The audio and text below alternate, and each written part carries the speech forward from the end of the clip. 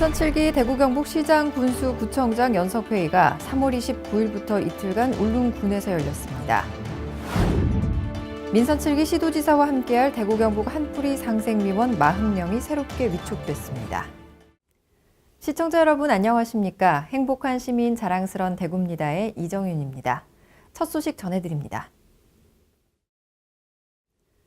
대구시장과 경북도지사를 포함한 민선 7기 대구 경북 시장 군수 구청장 연석회의가 3월 29일부터 이틀간 울릉군에서 열렸습니다. 이 자리에서는 민선 7기 들어 처음 대구시 8개 구군, 경북도 23개 시군 단체장이 한자리에 모여 대구 경북 관광 활성화와 상생장터 조성, 자매결혼 확대 등에 대해 논의했습니다. 먼저 대구 경북 관광 활성화 토의 후에는 관광 분야 교류와 지역 축제 등 다양한 행사 홍보, 대구 경북 연계 관광 상품 공동 개발 및 공동 마케팅 추진 등 6개 항목이 포함된 업무 협약을 체결했습니다. 또 올해 조성을 목표로 추진 중인 대구 경북 상생장터 조성과 대구시 구군과 경북 시군 자매결연 확대에 단체장들의 적극적인 동참을 이끌어냈습니다. 한편 대구 경북 단체장들은 29일 울릉도 일주도로 준공식에 참석해 55년 만에 준공된 44.5km의 일주도로 개통을 축하하고 30일에는 개통기념 전국 마라톤에 참석해 참가자들을 격려했습니다. 28일 열린 대구 경북 한뿌리 상생위원회 정기총회에서 민선 7기 시도지사와 함께할 대구 경북 한뿌리 상생위원 40명이 새롭게 위촉됐습니다. 상생위원 40명 중 위촉직 34명에는 시도의원, 언론인, 학계, 경제, 문화, 관광 분야 전문가와 대구 경북을 대표하는 각계각층의 다양한 대표들이 임명됐습니다. 이 자리에서는 상생협력 그랜드 플랜 수립의 기본 방향을 발표하고 상생협력 안건 심의에서는 기존의 35개 사업에 대한 추진 상황 점검과 15개 신규 사업을 추가하기로 의결했습니다. 특히 대구 경북 상생협력 그랜드 플랜에는 든든한 700만 경제 공동체와 세계로 열린 인프라, 대구 경북 통합 신공항 건설, 글로벌 경쟁력을 갖춘 관광 콘텐츠 등 10대 전략 과제를 담았습니다.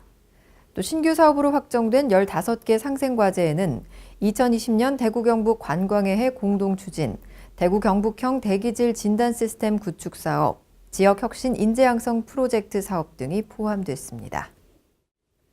이어서 한 주간 시정 단신을 알려드립니다.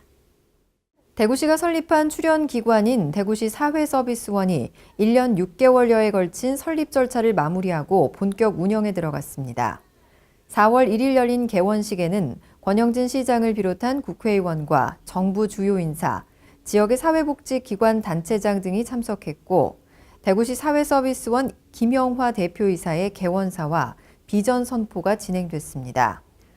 또 대구시 사회서비스원은 개원식과 함께 대구시로부터 위탁받은 대구시립희망원 내 3개 시설과 대구시청 어린이집, 대구 육아종합지원센터 등 5개 시설에 대한 직영 운영을 시작했습니다. 이를 위해 3월 19일 대구시와 사회서비스원 간 업무대행 협약이 이루어졌고 4월 초에는 시설 운영 전반에 관한 인계인수 절차를 거쳐 운영에 차질이 없도록 할 예정입니다. 신재생에너지 기술과 제품을 한자리에서 만나볼 수 있는 세계적 전문 전시회 국제 그린에너지 엑스포가 4월 3일부터 사흘간 대구 엑스코에서 열립니다. 이번 전시회는 국내외 27개국 300개사가 참여해 850부스 규모로 열리는데 전시 이외에도 기술에서 시공, 금융, 프로젝트 파이낸싱까지 한자리에서 비교해 볼 수 있도록 했습니다. 특히 역대 최다 글로벌 탑10 태양광 기업이 참가해 차별화된 제품과 기술을 선보이고 구매력이 높은 100여 개사 해외 바이어가 참가해 1:1 형식의 수출 상담회가 이루어집니다. 또 LED 산업전과 태양광 전문 전시회인 PB코리아 2019, ESS 코리아, 리뉴어블 코리아, 2019 전기공사 엑스포 행사가 함께 열려 시너지 효과가 한층 높아질 것으로 기대됩니다.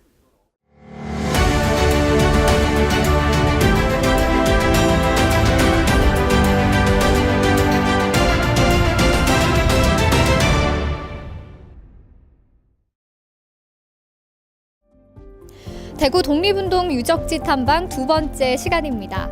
제가 지금 나와 있는 이곳은 독립운동가 서상돈 고택인데요. 조선 고종 때 민족운동가인 서상돈은 1898년 독립협회와 만민공동회의 간부로 활동하면서 민권보장운동을 전개하며 1907년에는 국채보상운동을 제안했습니다. 대구에서 시작된 국채보상운동은 전국적으로 퍼져나가는데요. 이 운동은 비록 일제의 방해로 뜻한 바를 이룰 수 없었지만 일제의 경제 침탈과 국권 침탈에 관해 한국인들을 각성시키는 계기가 되기도 했습니다. 근대식 한옥 형태로 지어진 서상돈 고택은 대구 근대 문화골목에 위치하고 있는데요. 서상돈의 옛집은 고택이 있던 자리에 아파트가 건설되면서 지금의 자리로 이전해 복원되었습니다. 고택 내부에는 서상돈이 작성한 국채보상 취지서 등 국채보상운동에 대한 기록물이 전시되어 있습니다. 재물을 전혀 탐하지 않고 오로지 나라만을 생각하는 청렴함이 전해지는 것 같은데요. 노블리스 오블리제를 실현한 대구의 자산가 서상돈 선생의 검소함도 느낄 수 있었습니다. 서상돈 고택 옆을 쭉 따라 걷다 보면 이상정 고택이 존재한다는 사실을 알 수 있습니다. 익숙하지 않을 수 있는 이름이지만 이상정 장군은 이상화 시인의 맏형이자 대구 출신의 독립운동가인데요.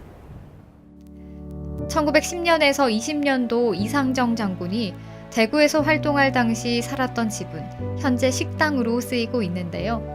이 집은 기역자형 한옥으로 넓은 마당을 갖춰 근대 한옥의 변화 과정을 볼 수 있는 가치 있는 고택이란 평가를 받고 있습니다. 이상정은 대구 개성학교, 신명여학교, 서울경신학교, 오산학교 교사로 있으면서 지하 조직을 결성해 항일운동을 하던 끝에 1923년에 만주로 망명합니다. 이상정은 윤봉길에게 폭약을 구해주는 등 김구, 김규식 등 독립지사들과 긴밀한 관계를 유지합니다. 1940년에는 임시정부의 광복군 창설을 적극 돕기도 했는데요. 광복 이후에는 중국군 중장으로서 화북지방의 일본군과 맞서며 위상을 펼쳤습니다. 나라빚을 걱정하고 한국인들의 권리를 보호하기 위해 힘쓴 두 인물에 대해 알아봤습니다. 지금도 알려지진 않았지만 우리나라를 위해 힘쓴 분들이 참 많을 텐데요. 이번 기회를 통해서 독립열사들의 뜨거웠던 일생을 다시 한번 떠올려보는 것도 좋을 것 같습니다. 이어서 대구 게시판입니다. 대구시가 지역 대학을 졸업하고 단기적으로 미취업 상태에 있는 지역 인재를 대상으로 4월 1일부터 8일까지 일주일간 장기 인턴 참여 희망자를 모집합니다. 시청과 사업소, 출자 출연기관 등 10개 기관에서 근무하게 되며 6개월간 여성업 엑스포 행사 기획과 제로페이 홍보, 치맥 페스티벌 준비 등을 지원합니다. 신청 자격은 현재 만 29세 이하 대구에 주민등록이 돼 있는 2018년 1월 1일 이후 대구 경북 소재 대학교 졸업생입니다. 대구시 홈페이지 배너를 통해 접수할 수 있고 최종 선발된 학생은 5월 1일 사전 교육을 시작으로 10월 31일까지 주 5일 하루 6시간 근무하게 됩니다. 자세한 내용은 대구시 홈페이지 공모 모집에서 확인하거나 대구시 콜센터 또는 교육협력 정책관실로 문의하면 됩니다. 4월 7일은 2019 대구 국제 마라톤 대회가 열리는데요. 그에 따른 교통통제 구간과 시내버스 64개 노선에 대한 우회 운행 등을 참고하시기 바랍니다. 뉴스를 마칩니다. 시청해주신 여러분 고맙습니다.